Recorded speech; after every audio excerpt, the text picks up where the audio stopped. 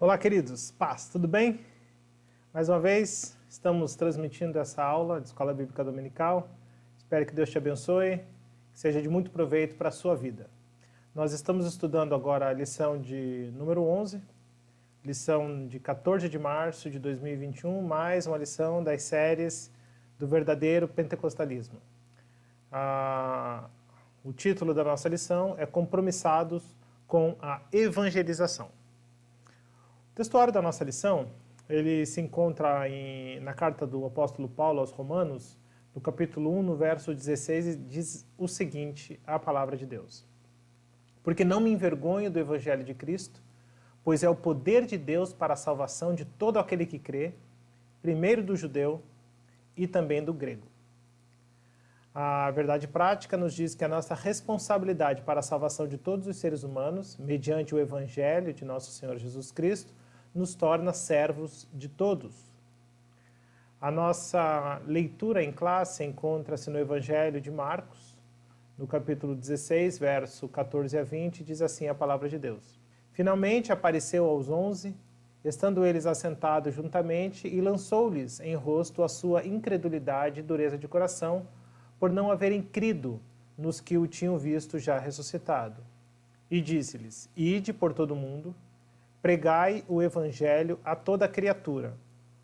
Quem crer e for batizado será salvo, mas quem não crer será condenado. E estes sinais seguirão aos que crerem. Em meu nome expulsarão demônios, falarão novas línguas, pegarão nas serpentes, e se beberem alguma coisa mortífera, não lhes fará dano algum. E imporão as mãos sobre os enfermos e os curarão. Ora, o Senhor, depois de lhes ter falado, foi recebido nos céus e assentou-se à direita de Deus. E eles, tendo partido, pregaram por todas as partes, cooperando com eles o Senhor e confirmando a palavra com os sinais que se seguiram. Amém. O objetivo da nossa lição é conscientizar a respeito do compromisso com a evangelização.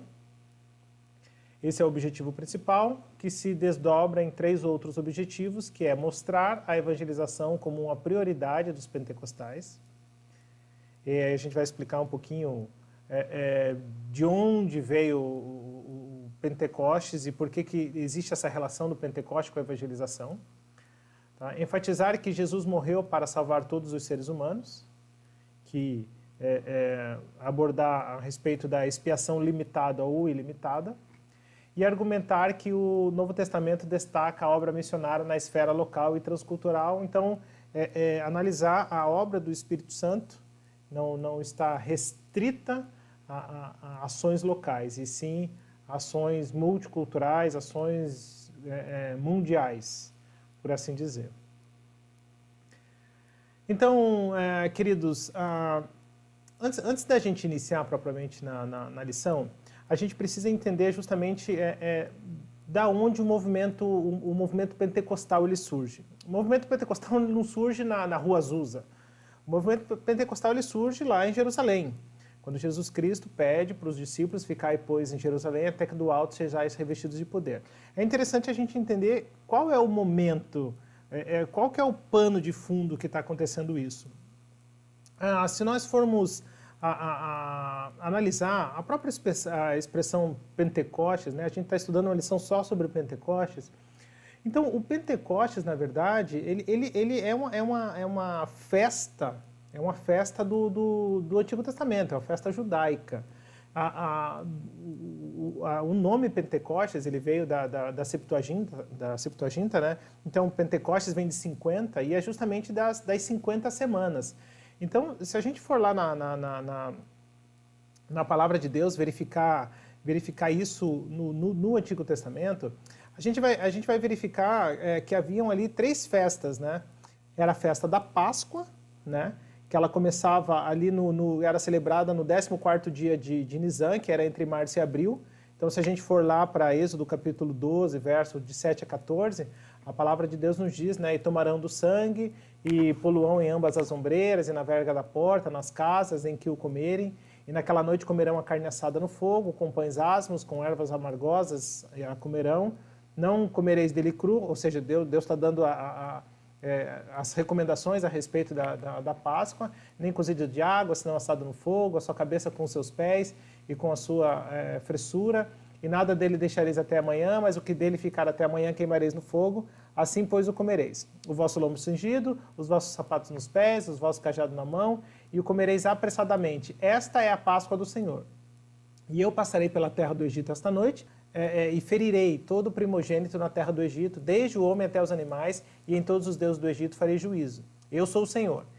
E aquele sangue vos será por sinal nas casas em que estiverdes. Vendo eu o sangue, passarei por cima de vós, e não haverá entre vós praga de mortandade, quando eu ferir a terra do Egito, e esse dia vos será por memória, e celebrá-lo-eis por festa ao Senhor nas vossas gerações, e celebrareis por estatuto perpétuo. Ou seja, Deus, ele estabelece lá no Antigo Testamento já, lá no Egito, ele já estabelece a Páscoa. Então existe a morte de animais, ou seja, o sacrifício. Deus está mostrando o sacrifício aqui para a redenção de pecados, né? Se a gente for olhar lá para Gênesis capítulo 3 e 21, Deus ele mata um animal para cobrir o pecado de Eva. Adão e Eva, quando pecam, eles se vestem de folhas. Deus ele já mostra que para perdão é necessário derramamento de sangue. A Bíblia nos diz lá em Gênesis 3 e 21,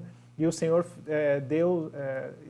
Deus fez o Senhor Deus a Adão e a sua mulher túnicas de peles e os vestiu, ou seja, Deus sacrifica um animal e cobre o pecado dele, cobre a vergonha de Adão e de Eva com a pele do animal, já fazendo uma visão futura a respeito da obra salvífica de Jesus Cristo. O sangue de Jesus Cristo nos purificando de todo pecado, ou seja, Deus vê o sangue de Jesus Cristo nas nossas vidas e a ira de Deus é aplacada quando ele assim o faz. Daí, Jesus Cristo ser o nosso Cordeiro Pascal. Acontece, então, a festa das primícias. Então, a gente vai encontrar isso lá em Deuteronômio, né? A gente vai ler um pouquinho para a gente fazer uma compreensão desse pano de fundo histórico, para a gente entender o que é o Pentecostes. Tá? O que aconteceu no Pentecoste, qual que era justamente esse cenário, para a gente não tirar de foco o que é o movimento pentecostal. Tá? Porque a gente entra numa lição agora sobre evangelização, e a evangelização ela não é algo dentro do movimento pentecostal. A evangelização é o próprio movimento pentecostal. Não se faz movimento pentecostal sem evangelização, e não se faz evangelização sem o movimento pentecostal. Então, isso que a gente precisa entender. O movimento pentecostal não é dons espirituais. A gente precisa ter isso bem claro. Manifestação de dons espirituais faz parte do movimento pentecostal. Aí sim, faz parte do movimento pentecostal. Agora, o cerne da questão, o que realmente caracteriza o movimento pentecostal é a evangelização. Então, se não tem evangelização, se não tem salvação de almas, não existe movimento pentecostal. A igreja pode ficar fazendo barulho lá, fazendo de tudo quanto é coisa dentro da igreja, mas o principal objetivo do movimento pentecostal é a evangelização. Então, quando a gente vai lá para Deuteronômio, no capítulo 16, versículo 1 a 10, diz assim a palavra de Deus: guarda o mês de Abibe e celebra a Páscoa ao Senhor. Ou seja, agora a gente está começando a celebrar a Páscoa do Senhor, então começa a festa das primícias. Porque no mês de Abibe o Senhor teu Deus te tirou do Egito de noite. Então sacrificarás a Páscoa ao Senhor teu Deus, das ovelhas e das vacas, no lugar que o Senhor escolher para lhe fazer habitar o seu nome. Nela não comerás levedado, 7 dias nela comerás pães asmos, pão de aflição, porquanto apressadamente saíste da terra do Egito, para que te lembres do dia da tua saída na terra do Egito, todos os dias da tua vida. Levedado não aparecerá contigo por 7 dias, em todos os teus termos. Também da carne que matares à tarde no primeiro dia. Nada ficará até amanhã. Não poderás sacrificar a Páscoa em nenhuma das tuas portas, que te dá o Senhor teu Deus, senão no lugar que escolher o Senhor teu Deus para fazer habitar o seu nome. Ali sacrificarás a Páscoa à tarde e ao pôr do sol, ao tempo determinado na tua saída do Egito. Então a cozerás e comerás no lugar que escolher o Senhor teu Deus. Depois voltarás pela manhã e irás à sua tenda. Então Deus está mostrando aqui como, mais uma vez, deve acontecer o ritual. 6 dias comerás pães asmos, e no 7º dia é solenidade ao Senhor teu Deus. Nenhum trabalho farás. O que Deus está mostrando aqui, acontece a Páscoa, depois da Páscoa acontece agora a festa das primícias, então é uma festa de entrega das primícias das colheitas, onde eles vão colhendo as primícias e entregando isso ao Senhor. Então, depois da Páscoa acontece um período de 40 dias, onde ocorre as festas das primícias. Agora, continuando o texto. 7 semanas contarás, desde que a foice começar na seara, iniciará a contar as 7 semanas. Então, o que acontece? Começa a Páscoa, começa a festa das primícias e conta-se 7 semanas. 7 vezes 7, 49. Então, passam-se 49 dias. Agora, isso eu estou falando do Antigo Testamento, eu estou falando da festa da celebração. O que acontece com Jesus Cristo? Jesus Cristo, ele morre na época da Páscoa, ele ressuscita, fica 40 dias com os seus discípulos, é assunto aos céus e pede para os discípulos aguardarem em Jerusalém. Então, aconteceu a Páscoa, já se passam todos os 40 dias, eles ficam em Jerusalém mais alguns dias, e no dia do Pentecoste, ou seja, o 50º dia, que era justamente o dia do Pentecostes, por causa dos 50 dias que os judeus estão comemorando, vem o Espírito Santo de Deus e batiza os discípulos com o Espírito Santo. Então, para a gente entender, o que é o movimento pentecostal? O movimento pentecostal é um movimento cristão, obviamente, que se iniciou no dia do Pentecoste, festa judaica, mas Jesus Cristo ele é tudo um plano pré-estabelecido. Por que ele estabeleceu esse momento para que os discípulos fossem batizados com o Espírito Santo? Jesus Cristo ele vai dizer em Mateus capítulo 9, verso 37 a 38, ele diz o seguinte: então disse aos seus discípulos, Jesus Cristo, a seara é grande, mas poucos os ceifeiros. Rogai, pois, ao Senhor da seara que mande ceifeiros para a sua seara. Jesus Cristo, enquanto ele conversava com seus discípulos, já estava sendo o tempo da colheita. Então, as colheitas estavam crescendo e Jesus Cristo, enquanto ministrava aos seus discípulos, ele vivia ao redor de colheitas de trigo, de cevada, de azeitonas, então uvas e outras coisas mais. Então, quando Jesus Cristo conversava com seus discípulos, ele olhava ao seu redor e falava, olha a seara, está crescendo, daqui a pouco já é tempo da colheita, mas tem poucos ceifeiros. Jesus Cristo vem conversando com seus discípulos e mostrando essa realidade e sempre fazendo essa figura de linguagem, né? essa figuração para com seus discípulos, essas parábolas de seara e também falando isso sobre o reino de Deus. E ele estabelece justamente esse momento. Então, no momento que é uma festa de colheita, aí o Espírito Santo ele desce sobre os discípulos de Jesus Cristo e ali começa o quê? O momento da ceifa. O momento de se ceifar a seara. Então, o Jesus Cristo ele está mostrando que o Pentecoste em si é a própria evangelização. O Pentecoste ele não é um movimento de efusão de dons espirituais. Isso também acontece, mas a gente tem que fazer uma distinção muito evidente, muito clara.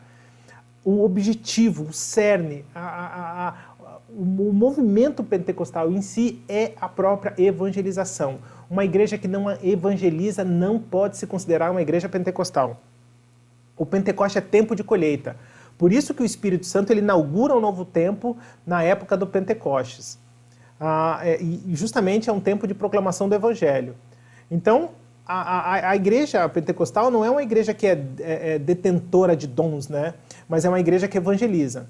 E aí, assim, por consequência, um culto ele só é genuinamente pentecostal quando é um culto evangelístico. Né? Se o Pentecoste é a evangelização, Jesus Cristo ele estabeleceu o início do Pentecoste justamente na festa da colheita. Então, Jesus Cristo ele está mostrando que o Espírito Santo ele veio justamente para nos auxiliar nesse movimento de evangelização. E a gente precisa entender uma coisa muito clara, quando eu falo sobre dons espirituais, a carismatologia, a gente precisa entender que é o seguinte, dons espirituais são ferramentas, são apenas ferramentas, são ferramentas poderosas sim, mas são ferramentas. Um médico ele não pode se saciar pelo fato de ter um bisturi na mão. O carpinteiro não pode se saciar pelo fato de ter um serrote na mão. Um pedreiro não pode se saciar pelo fato de ter uma colher na mão. Isso são ferramentas apenas. O objetivo é a tarefa.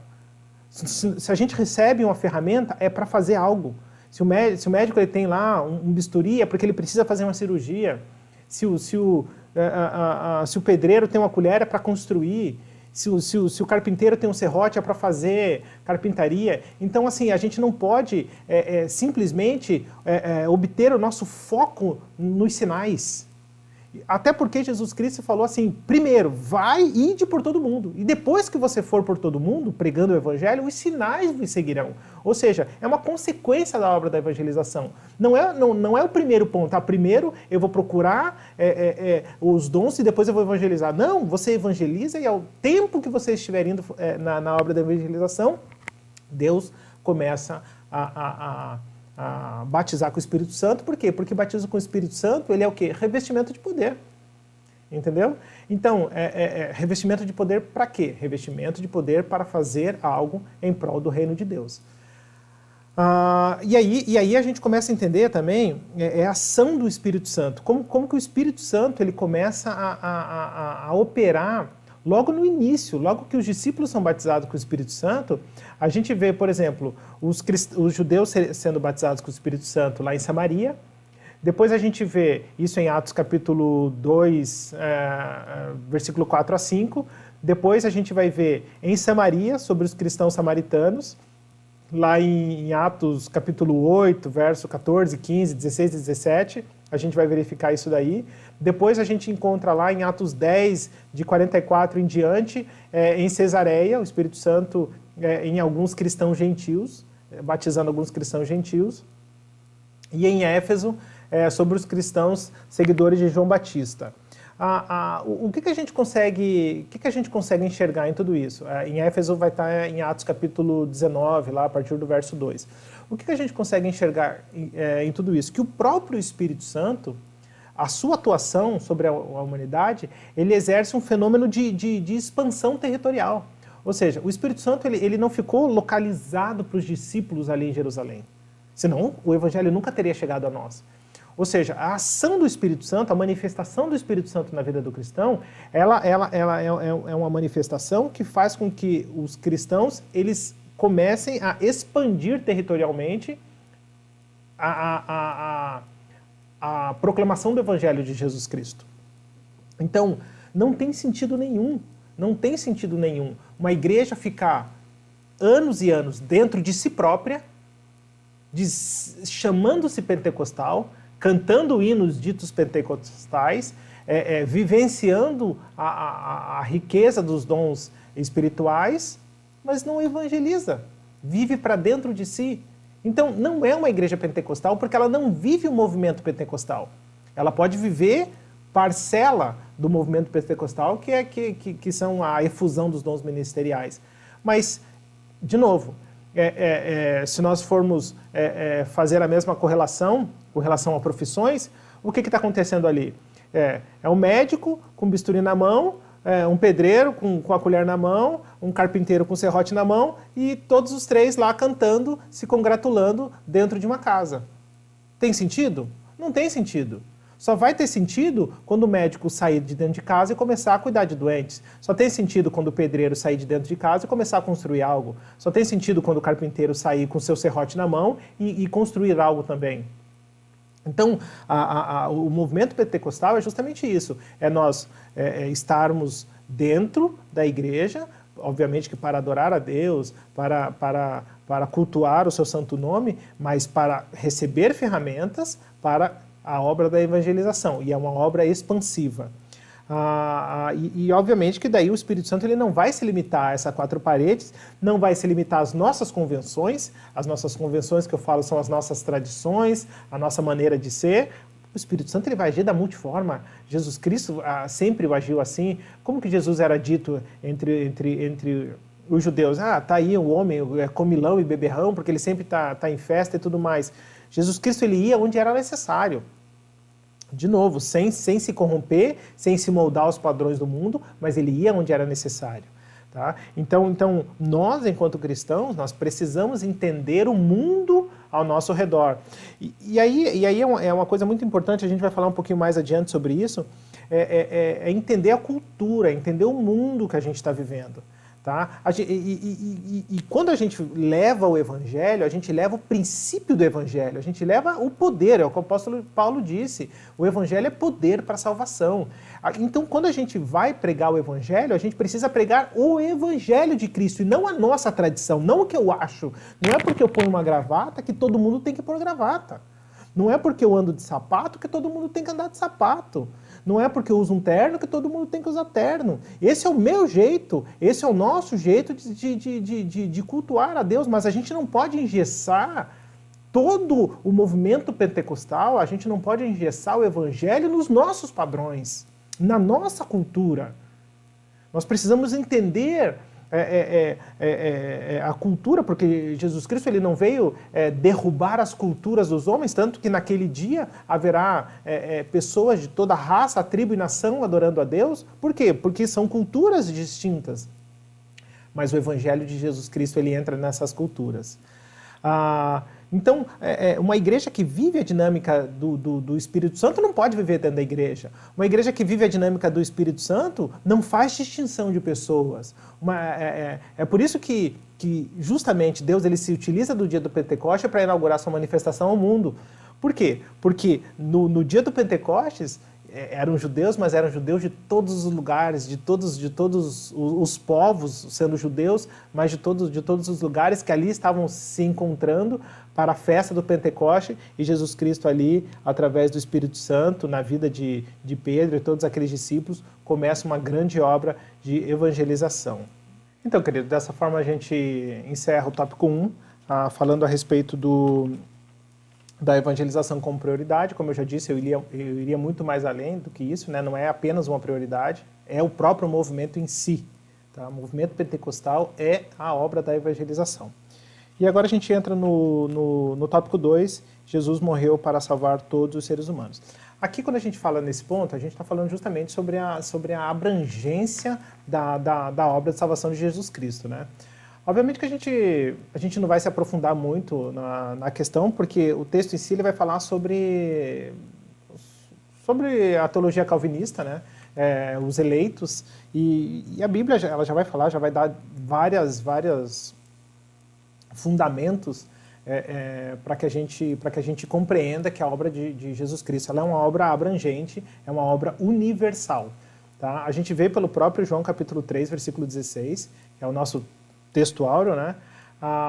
Dizendo, porque Deus amou o mundo de tal maneira que deu o seu Filho unigênito para que todo aquele que nele crê não pereça, mas tenha vida eterna. Ou seja, Deus amou o mundo, Deus amou todo o mundo, ou seja, toda a humanidade, toda a raça humana, de tal maneira que ele deu o seu Filho para que todo aquele que nele crê, mais uma vez, Deus amou todo mundo, Deus amou o mundo, para que todo aquele que nele crê não pereça, mas tenha vida eterna. Então Deus não amou apenas os judeus. Deus, sim, lá no Antigo Testamento, escolheu os judeus, como vai lá em Gênesis capítulo 12, quando ele escolhe Abraão, ele fala assim, sai da tua terra, sai do meio da tua parentela, eu tenho escolhido você, e em ti serão benditas todas as nações. Ou seja, mesmo quando Deus ele escolhe Abraão lá no Antigo Testamento, ele já fala que Abraão ele foi escolhido por Deus, mas para que através da vida dele todas as outras nações fossem abençoadas. Ou seja, Deus, mesmo escolhendo Abraão e os judeus, Israel, os hebreus, né, para ser o seu povo, mas o objetivo disso era mostrar a todos os outros povos quem era o Deus de Israel, com o objetivo de que todos eles entendessem quem era o verdadeiro Deus. E fossem abençoados à medida, a partir do momento que eles aceitassem esse Deus para eles. A gente vai ver em 1 Timóteo também, no capítulo 2, no verso 3 e 4, porque isto é bom e agradável diante do nosso Salvador, que quer que todos os homens se salvem e venham ao conhecimento da verdade. Todos os homens se salvem. Então, se Deus quer que todos os homens se salvem, por que todos os homens não são salvos? Por causa do livre-arbítrio, porque Deus nos deu livre-arbítrio, Deus nos deu a condição de escolher. Senão, a salvação seria algo mecânico, seria algo já pré-determinado, pré-estabelecido. Mesmo que eu não queira ser salvo, Deus vai me salvar. Mesmo que eu não queira Jesus Cristo vai me salvar, porque eu sou escolhido. Então, não vamos entrar no detalhe, obviamente que não é tão simples assim, mas para não tomar muito tempo, aí a gente já consegue ter uma abrangência de que a própria palavra de Deus, ela nos vai dar uma boa interpretação, uma boa exegese dos textos, nos mostram claramente que essas passagens a respeito da salvação e da abrangência do plano da salvação de Jesus Cristo, ela é universal, ela abrange toda a humanidade. Quando Jesus Cristo tem aquela conversa com a samaritana, e os samaritanos, eles recebem aquela mulher, então Jesus Cristo conversa com a samaritana ali no poço, e aquela samaritana agora ela entra na cidade. Quando ela entra na cidade, ela começa a falar a respeito de quem era Jesus Cristo. E aí Jesus Cristo entra na cidade e começa a pregar as boas novas.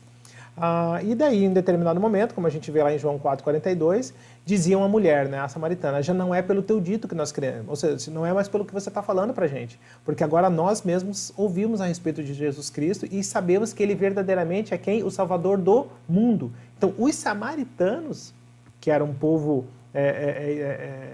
vamos dizer, um vira-lata perto do judeu, né? O judeu nem considerava o samaritano. Então, aí Jesus Cristo vai, fala com a samaritana, mulher, não vamos ter tempo de falar sobre isso, mas aí você começa a já perceber como Jesus Cristo começa a quebrar várias barreiras culturais e religiosas para ir ao encontro de quem realmente precisa. E isso é a obra da evangelização, é ir ao encontro de quem precisa, independentemente de quem é, independentemente da sua cultura. Jesus Cristo começa a nos dar o rumo, né, o caminho de como exercer o ministério da evangelização. E agora, os discípulos até acham estranho, né, porque Jesus Cristo está falando com a mulher samaritana, coisa e tal, mas os próprios samaritanos agora eles entendem que Jesus Cristo ele não veio para os judeus, mas ele veio para o mundo, ele veio para a humanidade.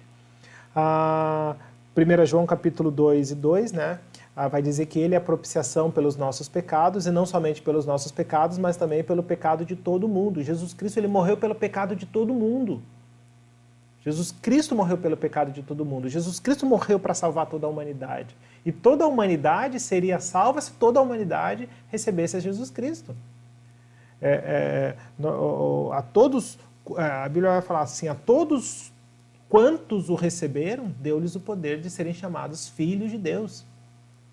Todos nós, algumas pessoas lá fora dizem assim, eu sou filho de Deus. Não, se você aceitou a Jesus Cristo, você é filho de Deus, senão você é apenas criatura. Toda a humanidade é criatura de Deus. Agora, quem aceita Jesus Cristo, aí passa a ser filho, recebe o poder de ser chamados filhos de Deus, e aí começa a participar dos direitos da paternidade, todas as bênçãos que essa paternidade nos alcança, né? E aí vem o próprio Jesus Cristo na ordenança, né, na grande comissão, Marcos 16, capítulo 15 e 16, ele vai dizer o seguinte, disse-lhe, ide para onde? Para todo o mundo, ide por todo o mundo, ou seja, corram por todo o mundo. E pregai o evangelho só para os eleitos? Não, pregai o evangelho para toda criatura, para que em toda criatura, aceitando a Jesus Cristo, se torne filho de Deus. Então, pregai o evangelho a toda criatura, aí olha a condição do homem. Quem crê e for batizado será salvo. Quem não crê será condenado. Agora, a nossa obrigação é pregar o evangelho a toda criatura, a todos os homens. Essa é a nossa obrigação. E aí o homem que aceitar, condição, livre-arbítrio, pode crer ou não, mas para crer tem que ser pregado o evangelho, porque a fé vem pelo ouvir a palavra de Deus. Então, nós pregamos o evangelho, o Espírito Santo começa a agir na vida do ser humano, criando fé, e o ser humano ou reconhece que precisa de um Salvador, ou fecha o seu coração, Aí vem a ilustração do semeador que lança a semente, uns vão nascer em boa terra, outros não. E aí onde nasce em boa terra a palavra brota e começa a frutificar, em outros não, vem os pássaros e comem. Mas o objetivo, sim, é lançar a palavra e quem crer e for batizado será salvo. Quem não crer será condenado. Então, aqui a gente conclui o tópico 2, entendendo que a ação, o plano de salvação de Jesus Cristo é um plano universal, ele é ilimitado, ele é para toda a humanidade. Existe uma outra linha também, que acaba sendo também um tanto quanto deturpada pela sua interpretação, que ele fala que se Adão, se o pecado de Adão foi capaz de trazer condenação a toda a humanidade, então o sacrifício de Jesus Cristo ele tem o poder de fazer a redenção de toda a humanidade. Obviamente que não é tão simples assim, mas também tem os seus desvios e absurdos teológicos, né? Mas devido às suas interpretações errôneas, o que também não é verdade, porque o próprio Jesus Cristo ele deixa claro, ele deixa uma condicionante. Quem crê e for batizado será salvo. Quem não crê está condenado, ou seja, existe condenação. Porque essa linha teológica diz que não existe a condenação, todos serão salvos. Mesmo que você não queira, você vai ser salvo. Tá? E aí já é uma linha completamente diferente da linha calvinista, né? Com isso a gente termina esse tópico 2 e a gente começa para o tópico 3, que é a evangelização local e transcultural. E quando a gente entra nesse tema, a gente precisa entender conceito do que é a evangelização e conceito do que é missão. Porque muitas vezes a gente... Isso a gente já tem até uma certa cultura, uma tradição, que a gente divide os dois os dois departamentos. A gente cria dentro da igreja departamento de missão e departamento de evangelização como se fossem coisas distintas, como se fossem coisas diferentes. Mas a gente precisa entender o que é cada uma delas para que a gente possa realmente aplicar isso na nossa vida cristã e dentro da igreja propriamente dita. O evangelho, ele vem do latim, né? Evangelho, do grego, agelien, que é anunciar, né? Boas novas, são as boas novas. Evangelho são as boas novas. E missão, ele é o ato de enviar, é uma incumbência, é uma comissão, é uma obrigação que a gente recebe. Então, talvez o militar ele entenda mais do que isso, que quando um comandante ele dá o comando, aquilo se torna uma missão e ele tem que cumprir aquela missão e ele não pode questionar a missão. Isso é missão. Missão dada é missão cumprida. Então, quando a gente fala em missão, a gente fala sobre comissão, né? Existe uma missão e existe uma pessoa que comissiona e o comissionado que recebe a missão. Então, quem é o grande que comissiona, né? Então, a gente vai ver que o próprio Deus ele envia Jesus Cristo. Então, Deus é que inicia a missão. Deus ele dá a missão para Jesus Cristo, que é a missão da evangelização. A gente vai ver isso em João capítulo 4:34, que Jesus Cristo ele fala assim: a minha comida é fazer a vontade daquele que me enviou e realizar a sua obra. Mateus capítulo 15:24, ele vai dizer: eu não fui enviado senão as ovelhas perdidas da casa de Israel. Ou seja, a gente começa a enxergar que Deus deu uma missão para Jesus Cristo. E Jesus Cristo ele veio à Terra justamente para realizar a missão. Quando Jesus Cristo, na cruz do Calvário, ele clama aos céus, e ele diz: Pai, está consumado. Ou seja, o que ele está dizendo ali? Pai, cumpri a missão. Acabou. O que eu tinha para fazer, eu fiz. Cumpri a missão que tu me destes. Vir a este mundo como homem, sofrer, morrer na cruz do Calvário, entregar a minha vida para a propiciação do pecado de toda a humanidade, e acabou o plano ali. Ele entrega, se consumou todo o plano da salvação. Eu ia falar, acabou o plano da salvação, não. O plano da salvação, ele é eterno, mas ali foi confirmado, ali foi atestado a conclusão do maravilhoso plano de salvação para as nossas vidas. Tudo se encerra na cruz, né? Tudo antes da cruz e tudo depois da cruz. Então, a salvação de Jesus Cristo, como a gente falou no no tópico passado, ele não apenas ele é universal, ou seja, ele não abrange apenas todo mundo. Ele é universal, sim, mas ele é atemporal. Ou seja, anterior a Jesus Cristo e posterior a Jesus Cristo. Por que eu digo anterior a Jesus Cristo? Porque Abraão, ele foi salvo pela fé, mas foi salvo pela fé na fé que Deus tinha uma salvação. Ou seja, foi Jesus Cristo. Se Jesus Cristo não viesse à Terra, Abraão não seria salvo. Porque se Abraão fosse salvo sem Jesus Cristo, então Abraão seria salvo pelas obras? Pela sua própria fé? Não. Ele foi salvo pela fé, mas fé em Deus. Fé no plano de salvação de Deus na pessoa de Jesus Cristo. Tanto que Paulo vai escrever para os Romanos, agora eu não lembro o texto, mas daí eu coloco aqui no videozinho, depois eu coloco o texto, que ele vai falar assim, que Deus deixou impune os pecados anteriormente cometidos. E agora no corpo de Jesus Cristo, esses pecados eles são perdoados. Ou seja, quais são os pecados anteriormente cometidos? O pecado dos antepassados, né? Das pessoas que viveram antes de Jesus Cristo. Deus ele tolerou aquele pecado porque ele sabia que na pessoa de Jesus Cristo esses pecados seriam perdoados. Então, Deus ele é o grande comandante que deu a missão para Jesus Cristo. Jesus Cristo cumpriu a missão. E agora Jesus Cristo também nos dá uma missão, e que a gente leu em Marcos capítulo 16. Ide por todo mundo, pregai o evangelho a toda criatura. Então, agora, Deus nos dá essa missão. Jesus Cristo nos deu essa missão. Então, qual que é a diferença entre missão e evangelho, e evangelismo? A missão é evangelizar. Ou seja, a missão é uma ordem. Qual é a missão? A missão é evangelizar. Então uma coisa está intimamente ligada à outra. Ah, mas missão não é transcultural? Também.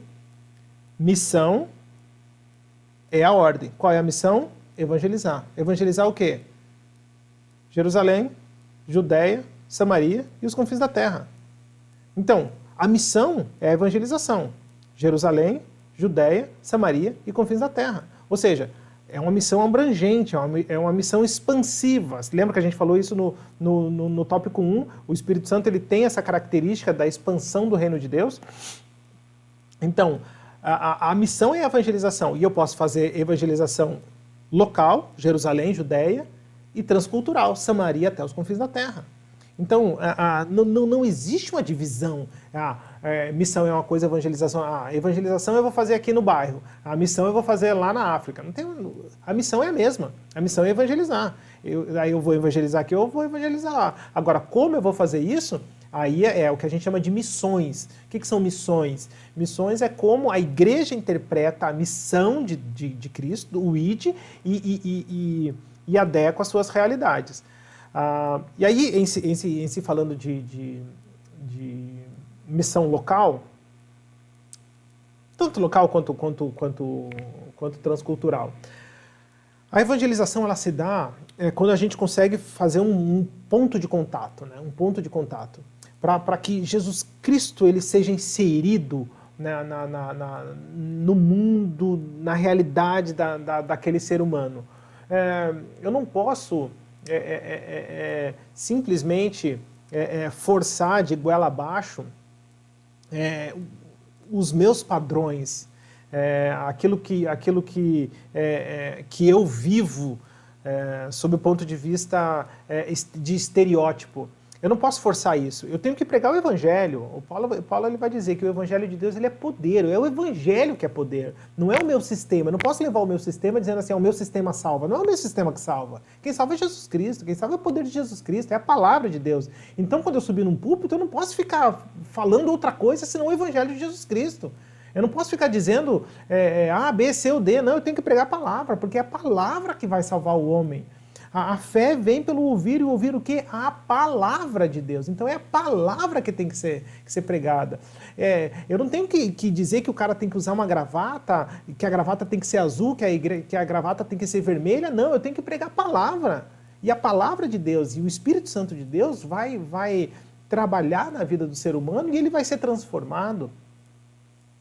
E da mesma forma, eu sempre pego o exemplo do apóstolo Paulo lá em Atenas, né, quando ele fala a respeito do Deus desconhecido. O apóstolo Paulo ele podia chegar lá, chutar tudo e falar assim: vocês são uns bandos de perdido, bando de idólatra, bando de pecador, que não sei o quê, Jesus Cristo assim, assim, assim, assado. Não, o que ele faz? Ele vai na cultura dele, ele cria um ponto de contato, ele olha o Deus desconhecido e fala assim: vocês adoram esse Deus aqui, deixa eu falar um pouquinho sobre esse Deus. E aí ele começa, e ele salva todo aquele povo que começa a ouvir, né, a partir da ministração da palavra de Deus. Então a gente tem que entender isso, a gente tem que entender o momento que a gente vive. E quando a gente fala de entrar na cultura, eu não estou falando lá do Tibete, da Índia, da China, do Japão, ou seja lá qual for. A gente está falando da cultura aqui também, da cultura da cidade, da cultura dos adolescentes, da cultura dos jovens. Eu tenho que entender a realidade, eu tenho que entender a cultura e levar Jesus Cristo. Eu não estou dizendo que eu tenho que mudar o evangelho, não é mudar o evangelho, mas é mudar a linguagem. A linguagem é outra, o mundo é outro, então a linguagem muda. A cultura ela muda um pouco. O evangelho não muda, o evangelho ele é absoluto, o evangelho é poder para a salvação, mas a linguagem precisa mudar. Eu não posso, em pleno século XXI, trazer uma linguagem que não condiz com o momento que nós estamos vivendo. Até porque hoje é tudo muito rápido, as informações são muito rápidas, todo mundo tem acesso a muita informação, um adolescente já tem um celular e ali tem o mundo inteiro. Então eu preciso entender o fenômeno, eu preciso entender como eu vou me aproximar, eu preciso ter estratégias de como evangelizar. Não é simplesmente top-down, engole que tem que ser assim mesmo. Não foi assim que Jesus Cristo fez. Jesus Cristo ele sempre foi com amor, foi com carinho, ele foi com graça, entrando nas culturas. Jesus Cristo era chamado de comilão e beberrão, gente. Então, assim, por quê? Porque ele estava lá no meio. Claro que ele não se permitiu viver aqueles padrões, mas ele estava inserido e ele se permitia estar ali para justamente poder salvar aqueles que precisavam. E ele dizia, né, chegou lá, Jesus Cristo estava andando, falou: Zaqueu, hoje me convém pousar em tua casa. Pô, Jesus Cristo vai dormir na casa de um pecador, de um cobrador de impostos. E as pessoas começaram a falar: meu, mas quem que é esse cara? Será que Jesus Cristo não sabe quem que é Zaqueu? Um baita de um ladrão, coisa e tal. E Jesus Cristo ele fala: eu vim para isso, gente, eu vim para isso. Eu vim para os perdidos da casa do meu pai. Os sãos não precisam de médicos, são os doentes que precisam. Então a gente tem que entender o mundo, a gente tem que entender os fenômenos. É por isso que nós temos perdido muitos adolescentes, temos perdido muitos jovens, temos perdido até pessoas que estavam muito tempo dentro da nossa casa. Por quê? Porque a gente não está conseguindo falar a linguagem. A gente está perdendo a linguagem. Eu não estou falando do evangelho, eu não estou falando de valores. Isso a gente não vai abrir mão. O evangelho continua sendo poder. Eu estou falando de linguagem. Nós estamos perdendo a linguagem. Estamos perdendo como nos conectarmos com essa juventude, com esses adolescentes, e por causa disso estamos perdendo muita gente. Então a gente precisa entender, a gente precisa ter a mesma sabedoria que o apóstolo Paulo teve, de estabelecer contato, entrar na cultura, levar o evangelho de Jesus Cristo e deixar que Jesus Cristo trabalhe, que o Espírito Santo faça o que tiver que fazer. A Bíblia diz que não é com força nem com violência, é através do meu Espírito. Então, a partir do momento que eu prego a palavra de Deus, é o Espírito Santo que vai agir. Eu não preciso ficar lá top-down, batendo. Deixa o Espírito Santo agir. O Espírito Santo vai fazer. O interesse é dele, não é meu. O maior interessado é ele. Então, agora, a responsabilidade, o dever, a obrigação, a missão minha é pregar o Evangelho. E aí o Espírito Santo de Deus ele vai convencer o pecador do seu pecado, do juízo, para que haja abertura para o arrependimento. E em havendo a abertura para o arrependimento, a pessoa será salva para a glória de Deus. Querido, espero que esses momentos tenham sido de grande bênção para a sua vida, que a gente possa compreender o fenômeno e o momento que nós estamos vivendo e nos colocarmos diante de Deus como soldados mesmo, como o apóstolo Paulo fala, né? Como soldados. Pronto para a batalha, porque recebemos uma missão que é a missão da evangelização. Então, muito mais do que ficar dentro das nossas igrejas louvando a Deus, obviamente que isso faz parte do ministério da igreja, mas assim, a gente tem que entender que o movimento pentecostal não é ficar dentro da igreja, o movimento pentecostal não é ficar fazendo barulho, o movimento pentecostal é a evangelização. E para evangelizar, eu tenho que entender o mundo que a igreja hoje está inserida, para que nós possamos ser esse amparo, essa ajuda que o mundo tanto precisa, através da proclamação da palavra de Deus, porque a palavra de Deus ela é poder para a salvação do homem. Que Deus te abençoe e até uma próxima oportunidade. Tchau, tchau.